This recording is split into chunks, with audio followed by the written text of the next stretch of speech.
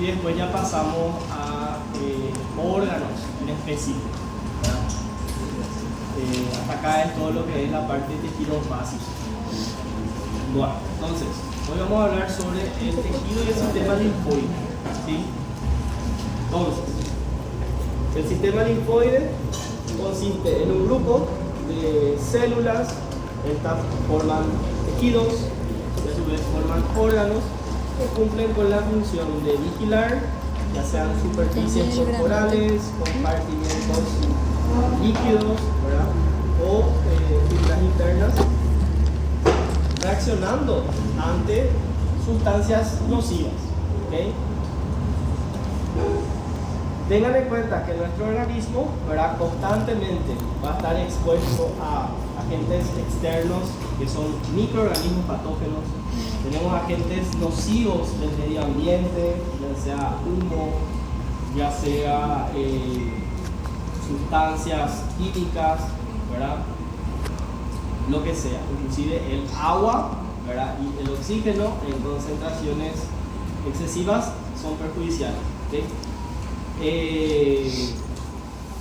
También nuestras células mismas, ¿verdad?, pueden transformarse, convertirse en células extrañas a nuestro cuerpo, ¿verdad?, convertirse en células cancerígenas, y nuestro sistema inmunitario cumple la función de encontrarlas y eliminarlas. Cuando nuestro sistema inmunitario falla en encontrar estas células extrañas, muchas veces se forma el cáncer, ¿okay? Porque el cáncer es más frecuente en aquellos individuos que tienen las defensas bajas, ¿okay? Entonces, dentro del sistema linfoide, el sistema inmunológico, tenemos células. Dentro de ellas las más importantes son los linfocitos, pero también tenemos las células precursoras, que son células madre linfoides. Tenemos los plasmocitos, que son linfocitos especiales, ¿verdad? Tenemos los monocitos, precursores de los macrófagos, ¿verdad? Tenemos los macrófagos, tenemos las células dendríticas, tenemos los neutrófilos, tenemos los xenófilos, tenemos los basófilos, y también tenemos los mastocitos. ¿Sí? Todas esas son células del tejido conectivo, muchas de ellas derivan de la sangre, que ya conocen mucho su función.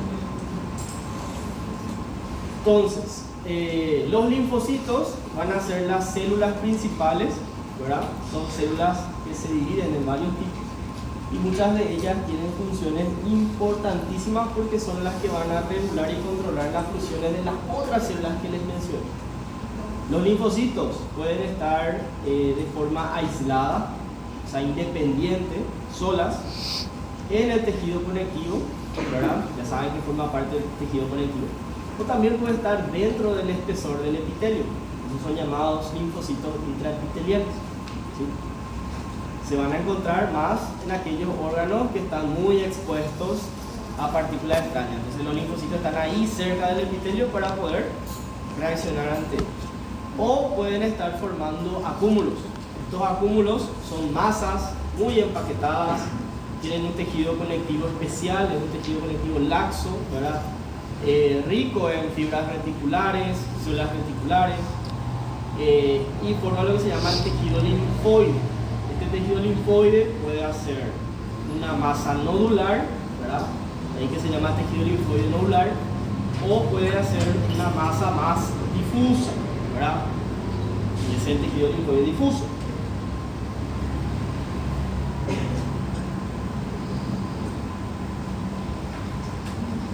Entonces, acá por ejemplo tenemos una imagen donde podemos ver un epitelio, ¿verdad? Este es un epitelio cilíndrico, simple, ¿verdad? Con células caliciformes y también tiene microvellosidades, ¿verdad? Fíjense que muchos de estos núcleos que están en la base son de las células epiteliales, pero miren, hay unos núcleos más oscuros, ¿sí?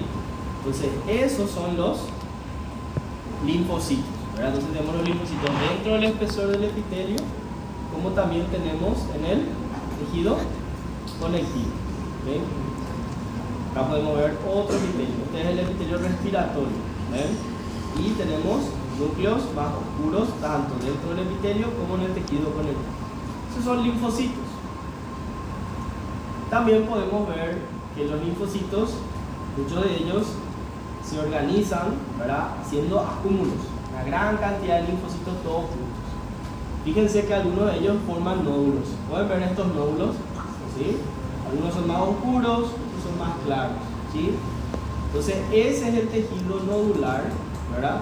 Y entre ellos hay un tejido lleno de linfocitos también que no forman nódulos. Entonces ese es el difuso. Entonces difuso y nodular siempre están juntos. ¿Okay? Acá por ejemplo en este esquema yo trato de representarlo un poco mejor, ¿verdad? Los nódulos. Entonces todo lo que está entre ellos es difuso.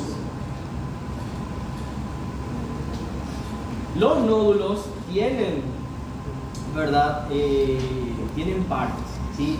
Tenemos el nódulo que se llama folículo primario, ¿sí? El folículo primario es aquel nódulo constituido por linfocitos. Estos linfocitos son linfocitos B, ¿sí? Después les voy a explicar por qué son B. Estos linfocitos son linfocitos, les decimos nativos o les decimos vírgenes. ¿Por qué? Porque ellos todavía no fueron expuestos a ningún antígeno, a ninguna partícula extraña. Sin embargo, cuando son expuestos a agentes extraños, ¿sí?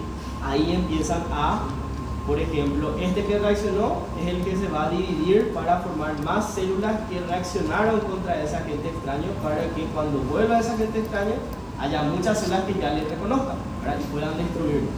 Entonces ahí tenemos el folículo secundario. En el folículo secundario vamos a observar que el centro es un centro más claro, ¿verdad? Ese se llama centro germinativo, porque acá los linfocitos van a germinar, van a dividirse, ¿sí? Entonces, como los linfocitos acá que se están dividiendo tienen una mayor cantidad de citoplasma y son más grandes que los linfocitos nativos o vírgenes, el conjunto tiene un color más pálido, ¿verdad? Por eso el centro germinativo tiene ese color más pálido. Luego tenemos una corona, ¿verdad? Que está representada por linfocitos, ¿verdad? Este se llama casquete, y hay un borde, un límite entre lo que es el tejido difuso hacia afuera, ¿verdad? Y eso forma lo que se llama la zona del manto, ¿verdad? Entonces ese es un folículo secundario a reaccionar ya a una partícula extraña. Y el primario es aquel que no reaccionó todavía. Entonces fíjense, acá por ejemplo podemos ver, este es primario, es un nódulo único, ¿sí? Oscuro. Sin embargo, este que vemos que tiene un centro más claro, este que tiene un centro más claro, este que tiene un centro más claro, ¿verdad? Este que está aquí, esos son los centros germinativos, ¿okay? Entonces eso es lo que traté de representar acá, los centros germinativos, ¿okay? Entonces, el conjunto de tejidos, ¿verdad? Especializado en este caso por un lado linfoide con otro tipo de tejido, va a terminar formando los llamados órganos, ¿sí? Entonces los órganos linfoides son órganos cuya función es la de cumplir, ¿verdad?, el sistema de vigilancia, protección de nuestro cuerpo. Entonces tenemos el linfoide primario. En el linfoide primario tenemos órganos que se encargan de formar, ¿sí?, y madurar a los linfocitos. Son dos órganos los que participan. Tenemos la médula ósea y tenemos el timo, ¿sí? Esos dos órganos son órganos donde los linfocitos adquieren su madurez. Los linfocitos T se llaman T porque adquieren su madurez en el timo. Y los linfocitos B se llaman B porque inicialmente se estudiaba en algo que se llama bolsa de Fabricio. La bolsa de Fabricio es una estructura que se ve en las aves. El ser humano no tiene bolsa de Fabricio, ¿okay? Pero tiene un órgano equivalente que es la médula ósea, ¿sí? Por ahí viene el nombre del linfocito B, B de bolsa de Fabricio, ¿sí? ¿Quería preguntar? No, si era la bolsita que se veía acá. No. En las aves. La verdad es que no me acuerdo dónde anatómicamente es. No tengo idea. Creo que no. Ese que está acá no es la molleja o algo así. Para mí que no. Para mí que es una glándula lo que tiene la de acá. No, la verdad que no sé. Pero no sé dónde está anatómicamente. No me Yo acuerdo. sé que No me acuerdo. No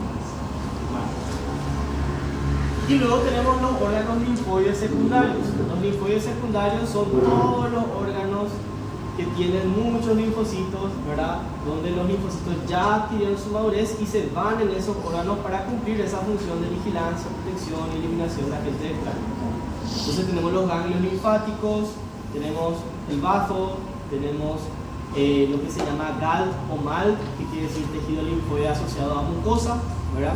Ahí tenemos la amígdala, la placa de Peyer, tenemos acúmulos linfoides en el apéndice, tenemos acúmulos solitarios en el intestino, delgado, grueso.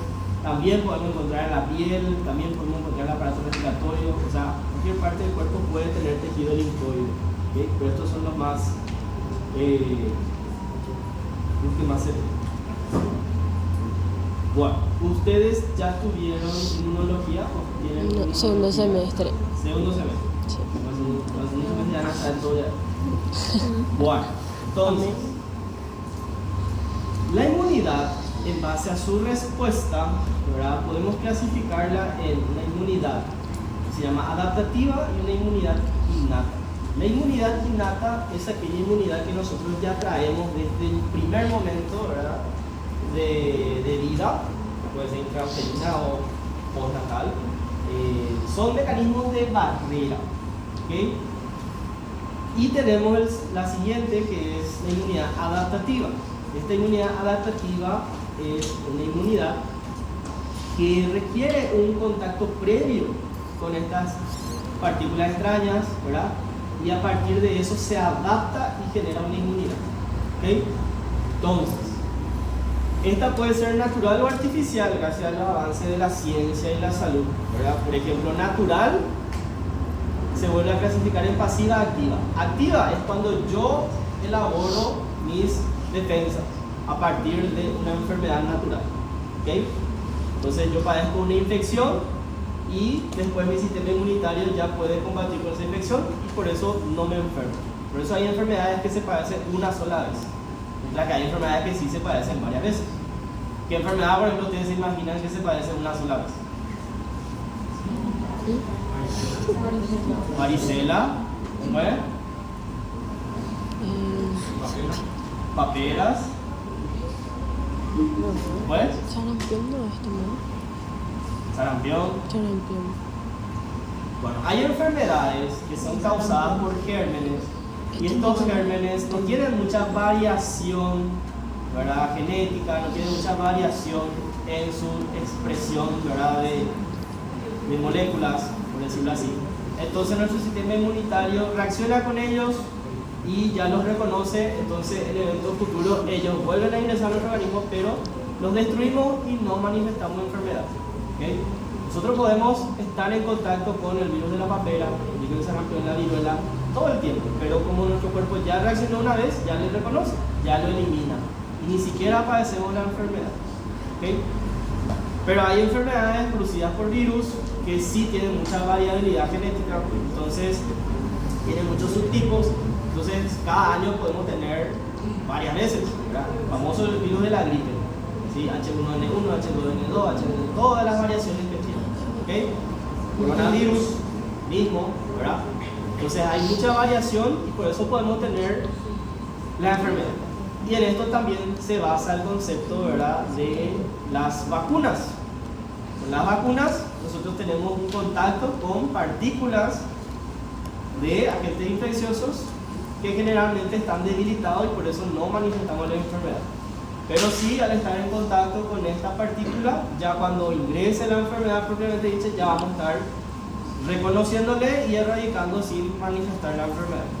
Eso es artificial, ¿verdad? Entonces ahí tenemos la inmunidad adaptativa artificial, pero activa, que es la inmunización. Yo elaboro mis defensas, pero a partir de algo artificial como las vacunas, ¿okay? La natural también puede ser pasiva. ¿Qué quiere decir pasiva? Que yo no elaboro mis defensas, sino que me pasan de forma natural las defensas. Y acá, por ejemplo, entra la placenta, que le puede pasar las defensas elaboradas de la madre al feto, o también puede ser la lactancia misma, donde al darle de mamar, ¿verdad?, al alimentarle al recién nacido o al niño o niña, ¿verdad? Le pasamos, además de alimento, leche, le pasamos también anticuerpos. Entonces, acá yo no elaboro mis defensas, sino me pasan. ¿Okay? Entonces eso es pasivo, pero natural. Pero también puede ser artificial. Y acá tenemos lo que se llama la transferencia de anticuerpos, ¿verdad? La transferencia de anticuerpos es cuando se utilizan sueros, no vacunas, sueros que tienen anticuerpos, y estos anticuerpos bloquean o lo bloquean o le anulan, ¿verdad?, al agente extraño. Por ejemplo, se utiliza cuando el agente extraño, ¿verdad?, es muy agresivo y no hay tiempo suficiente como para elaborar la defensa. Entonces rápidamente le damos sueros, anticuerpos, para que eso se bloquee y se pueda eliminar. Y esto, por ejemplo, se utiliza para las mordeduras de serpientes, ¿verdad? Entonces en el suero se ingresan, ¿verdad?, anticuerpos que van a bloquear el veneno, la toxina de la serpiente, ¿verdad? O puede ser también en algunos casos suero antitetánico, ¿verdad? Suero antirrábico, ¿verdad? O sea, va a depender del agente infeccioso si para combatir se necesita una inmunización o una transferencia de anticuerpos, ¿verdad? Ese sería el pasivo, o sea, ya le pasamos directamente el anticuerpo. ¿Se entiende eso? Sí. Bueno, la inmunidad innata también se llama congénita. ¿Por qué? Porque traemos ya desde el primer momento, ¿verdad?, desde nacer. Es la primera línea de defensa y son fenómenos generales, son fenómenos inespecíficos. ¿Qué quiere decir eso? Tenemos las barreras físicas como la piel, la epidermis, ¿sí? La epidermis nos protege de que cualquier partícula extraña, sea infeccioso, sea ambiental, ingresa a nuestro cuerpo. Esa es una barrera. Lo mismo también tenemos las mucosas internas, ¿sí? También tenemos las defensas químicas. Por ejemplo, hay órganos como el estómago que tiene un medio ácido que es, ¿verdad?, estéril, que elimina las partículas extrañas, ¿verdad?, en este caso biológicas. También tenemos sustancias secretoras. En la misma secreción, ¿verdad?, de glándulas, ya hablamos, ¿verdad?, la glándula mamaria, también tenemos las glándulas salivales. Ellos también tienen sustancias, ¿verdad?, que pueden eliminar ciertos agentes infecciosos. Tenemos los fagocitos, ¿sí? Dentro de los fagocitos tenemos los macrófagos, los neutrófilos, los monocitos, ¿sí? Entonces, el hecho de que una célula haga fagocitosis, ¿verdad?, eso es un fenómeno general específico. Y también tenemos los linfocitos llamados NK, o Natural Killer, ¿sí? Ellos son también de la primera línea de defensa. La adquirida, por el otro lado, es más específica, ¿sí? O sea, es para un tipo de enfermedad nada más, para un tipo de agente extraño, no para todos, ¿sí? Está mediado por linfocitos y anticuerpos. Posee la capacidad de reconocer y reaccionar específicamente contra moléculas extrañas del organismo y posee memoria. Entonces, por eso es que muchas veces la enfermedad solamente se puede padecer una sola vez. La inmunidad adquirida puede ser otra vez celular o puede ser humoral. Vamos a ver las diferencias. Entonces, primero vamos a hablar de unos conceptos. Vamos a hablar de los antígenos y los anticuerpos. ¿Qué es un antígeno? Un antígeno es una partícula extraña, ¿verdad? Esta partícula extraña tiene que tener la capacidad de generar una respuesta inmunológica para ser llamado antígeno. Hay partículas extrañas que son muy pequeñas, ¿verdad?, que no tienen esa capacidad de producir una respuesta inmunológica. Entonces tiene que ser suficiente como para generar una respuesta inmunológica. Acá tenemos partículas extrañas, toxinas, microorganismos, etc. ¿Sí? En su mayoría deben ser procesados por células del sistema inmunitario.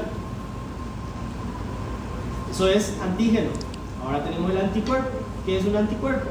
Un anticuerpo es una proteína.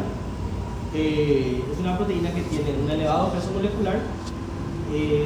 Pertenece a lo que se llama las inmunoglobulinas y son secretadas por las células plasmáticas, ¿sí? También podemos encontrar los anticuerpos en la superficie de los linfocitos B. ¿Sí?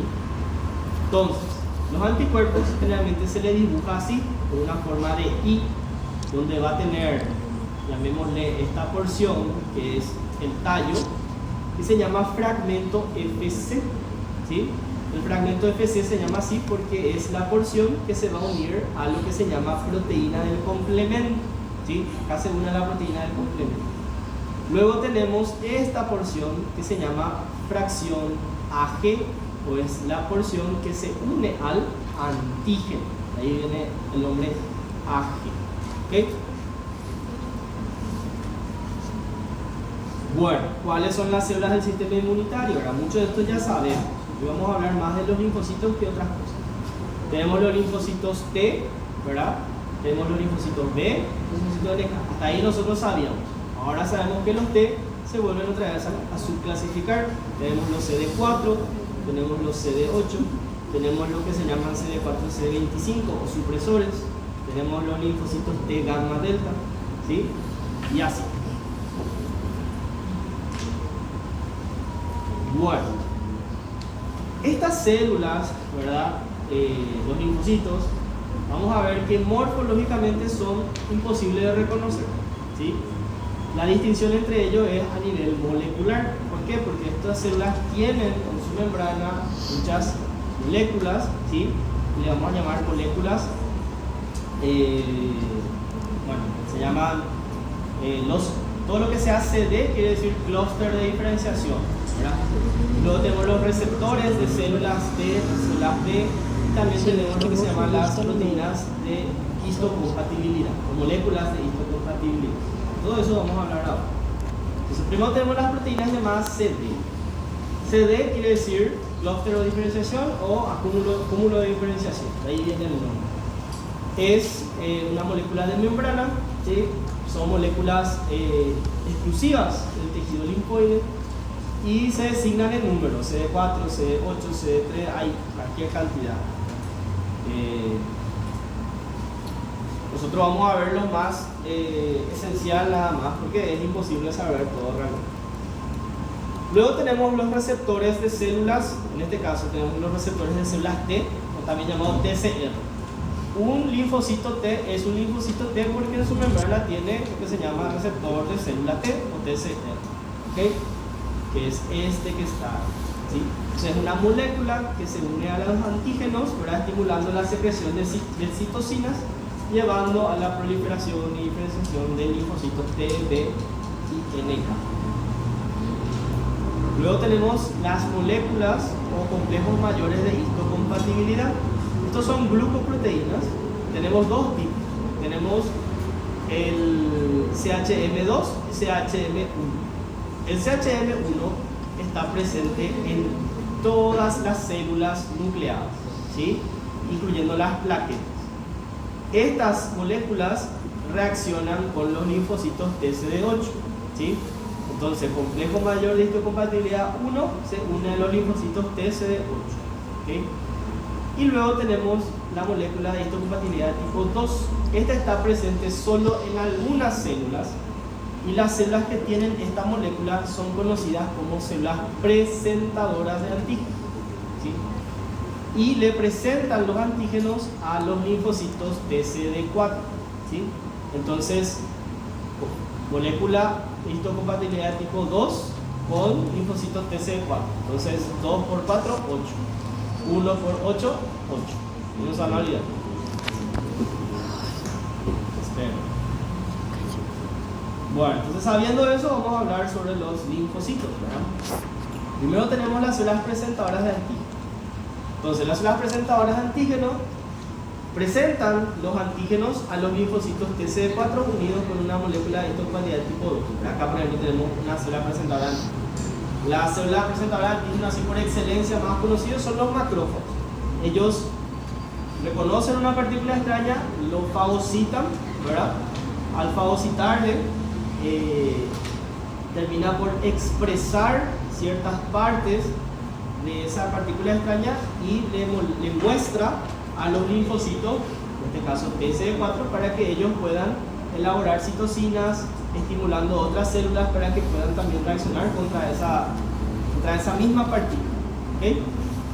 Tenemos los no profesionales y los profesionales. Los no profesionales expresan en ciertas condiciones, ¿verdad? Por ejemplo, endoteliales, epiteliales, fibroblastos. Y los profesionales lo expresan de forma permanente. Entonces ahí tenemos las células dendríticas, del timo, del vaso, del ganglio, los macrófagos, los linfocitos B, las células reticuloepiteliales, ¿verdad? Que están en el timo, y así. Entonces, ¿cuáles son los subtipos de linfocitos T?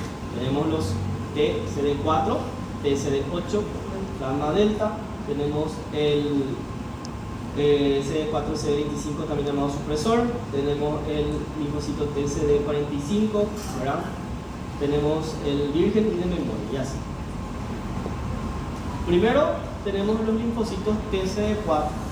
Fíjense, estos son los que van a representar la mayoría. Fíjense, el 60% de los linfocitos periféricos son linfocitos TCD4. Es el regulador principal, director de orquesta inmunológica, reconoce al antígeno que está unido con una molécula de histocompatibilidad tipo 2. Este, al ser activado, va a liberar citocinas. Estas citocinas modulan la respuesta inmunológica, ¿verdad? Estimulando tanto la proliferación como la maduración, la activación de otras células inmunitarias.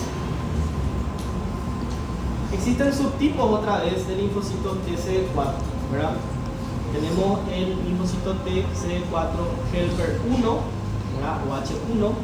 Este secreta principalmente interleucina 2, interferón gamma y lo que se llama factor de necrosis tumoral, ¿sí? Este estimula o interacciona con linfocitos TCD8, NK, macro, ¿sí? Son indispensables para el control de agentes patógenos intracelulares como virus y algunos microorganismos.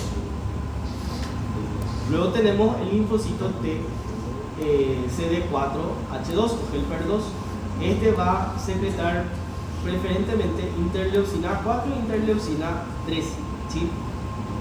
Esta sustancia de interleucina 4 principalmente lo que va a hacer más es mediar, por ejemplo, la activación de los eosinófilos o de los linfocitos B para que estos puedan elaborar ¿cómo se llama? Lo que se llama anticuerpos, ¿verdad? De tipo E. Los anticuerpos de tipo E son anticuerpos muy relacionados con la alergia, ¿okay? Entonces, cuando existe un desequilibrio en nuestro organismo, lo normal o lo que más ocurre es que tengamos una respuesta de tipo TH2, ¿verdad? Pero hay individuos que tienen una respuesta TH2 más elevada. Entonces eso hace que reaccione de forma exagerada a ciertas partículas, y ahí es donde tenemos las famosas alergias, ¿sí? Hay un desequilibrio entre el TH1 y el TH2. Luego tenemos los linfocitos TCD8, ¿sí? Ellos son también llamados linfocitos T citotóxicos, ¿verdad? Representan el 30% de los linfocitos T periféricos. Estos detectan a las moléculas unidas con la molécula histocompatibilidad tipo 1, ¿verdad? Ellos, ¿qué es lo que van a hacer? Van a destruir las células, por eso se llaman citotóxicos, mediante la elaboración de lo que se llaman perforinas. Son proteínas que forman canales que perforan la membrana de una célula, y al perforar esta termina por romperse y morir, ¿verdad? Entonces también puede generar lo que se llama fragmentinas, que activan también lo que es la apoptosis y la muerte celular programada de la célula, ¿okay? Entonces esos son los citotóxicos. Y luego tenemos los linfocitos NK. Los linfocitos NK no son ni B ni T. ¿Por qué? Porque ellos no tienen ni TCR ni tampoco tienen receptor de célula B, ¿okay? Representan el 10 al 15% de los linfocitos circulantes, tienen gránulos citotóxicos. Estos tienen funciones muy parecidas a los linfocitos T CD8, ¿okay? También se activan por citocinas, intervienen en infecciones virales, destruyen las células infectadas o células neoplásicas, ¿okay? Luego tenemos los linfocitos B. Los linfocitos B no son T porque no tienen TCR, pero tienen en su membrana lo que se llama receptor de antígeno de célula B o BCR. ¿Sí? ¿Qué es el BCR? El BCR es un receptor en la membrana que corresponde a un anticuerpo. Miren, este es un anticuerpo que está dentro de su membrana. Puede ser de tipo D o puede ser de tipo M. Entonces, los linfocitos B son células que pueden diferenciarse a una célula especial que se llama plasmocito. El plasmocito es una célula B con función de elaborar anticuerpos, ¿verdad? O sea, inmunoglobulinas. Y existen 5 tipos de inmunoglobulinas que deben saber muy bien. Tenemos la inmunoglobulina G, tenemos la M, la A, la D y tenemos la E. ¿Okay? Yo ya les hablé de la E. La E es aquella inmunoglobulina, el anticuerpo que está muy relacionado con las respuestas alérgicas. ¿Okay? ¿Por qué están relacionados con la respuesta alérgica? Porque ellos están presentes en la membrana de dos células que se llaman mastocitos y basocitos. Y cuando contacta con esas células, ¿verdad?, el anticuerpo y el antígeno se degranula y libera histamina, heparina, leucotrieno y se cadena la respuesta, ¿verdad?, alérgica. ¿Okay? Después tenemos el M, ¿verdad? Hablamos del M y del D. El M y el D, entre sus funciones, por ejemplo, podemos ver que están ¿dónde? En la membrana del linfocito B, ¿verdad? Forma parte de su membrana como el receptor de célula B. ¿Okay? Bueno, luego tenemos los dos más importantes, son también el G y el M. El G es el anticuerpo que se va a producir en lo que se llama la respuesta inmunitaria secundaria. ¿Sí? Es un anticuerpo que tiene una vida media más prolongada, ¿verdad? Este es el que se va a producir en el segundo episodio cuando estamos en contacto con un agente extraño conocido, ¿verdad? La primera vez que nosotros estamos en contacto con este agente extraño y nuestro cuerpo elabora anticuerpo es este tipo, IgM, ¿sí? Entonces se llama principal inmunoglobulina producida durante la respuesta inmunitaria primaria. En el primer evento, el anticuerpo que producimos es de tipo M. Luego se produce el de tipo G, ¿sí? El de tipo G tiene una vida media más prolongada, ¿verdad?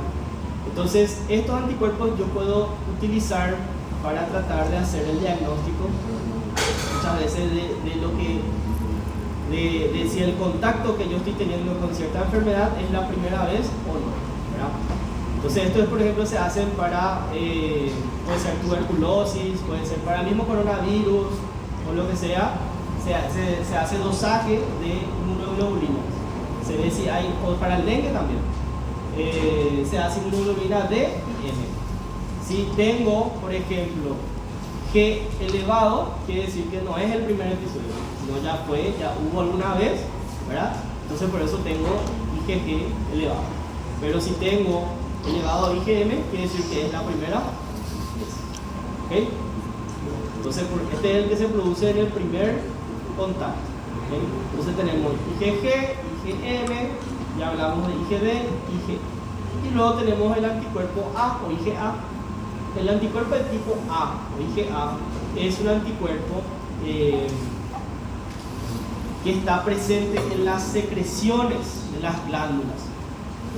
Entonces, las glándulas mamarias, ¿verdad?, la leche, vamos a tener anticuerpos, defensas. ¿De qué tipo? De tipo IgA.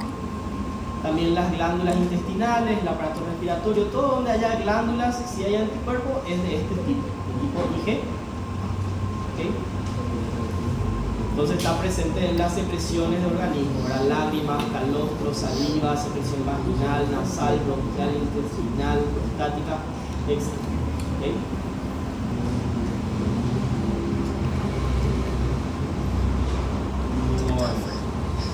¿Alguna duda hasta ahí? ¿No? Bueno, entonces vamos a hablar ahora sobre los tejidos y los órganos linfóides. Vamos a hablar brevemente, vamos a hacer una pausa y después continuamos. Y el largo la cosa. Entonces acá podemos ver, fíjense, tenemos diferentes tipos de tejidos.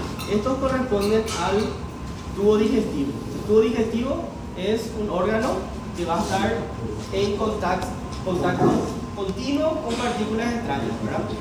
Entonces fíjense la cantidad de células linfoides que están ahí al acecho, vigilando, ¿sí? Entonces podemos encontrar haciendo nódulos aislados o haciendo estas masas grandes que se llaman placas de Peyer, ¿sí? O sea, este es un dibujo esquemático de un nódulo aislado y este es una masa, ¿verdad?, que se llama placa de Peyer. Tenemos el apéndice secal. El apéndice secal es fácil de reconocer porque es una estructura tubular pequeña con una luz y la pared, fíjense la gran cantidad de linfocitos haciendo nódulos y distribuyéndose de forma difusa. ¿Ven? ¿Cómo se llamaba este centro más claro? Centro germinativo. También tenemos las amígdalas palatinas, ¿verdad? Fíjense las amígdalas.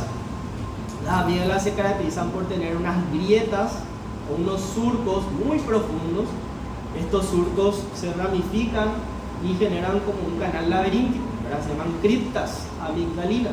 Muchas veces ahí se concentra colonias bacterianas y eso puede producir infecciones recurrentes, y ahí tenemos la amigdalitis, ¿verdad? La amigdalitis que puede ser reiterativa. Fíjense la gran cantidad de linfocitos, de acúmulos linfoides. Esta es una imagen de mayor aumento de la amígdala. La amígdala, hacemos el diagnóstico, o sea, ¿cómo yo hago diagnóstico de un órgano linfoide? Es muy fácil. Fíjense el color. ¿Qué color me llama la atención? ¿El color? Azul. Es muy azul. Cuando veo así muy azul, hay muchas células, ¿verdad? Muchos linfocitos. Entonces eso es lo primero. Veo muy azulado, muchos linfocitos. Veo acá, por ejemplo, veo que tiene un epitelio escamoso, ¿sí? Entonces, este es la amígdala palatina. Si tuviese, por ejemplo, un epitelio respiratorio, sería lo que se llama la amígdala faríngea, ¿sí? Con adenoides. Acá podemos ver, fíjense, el tejido linfoide, difuso y nodular. Y eso. ¿Alguna duda hasta ahí? ¿Hacemos un break? Ya vemos. ¿Sí?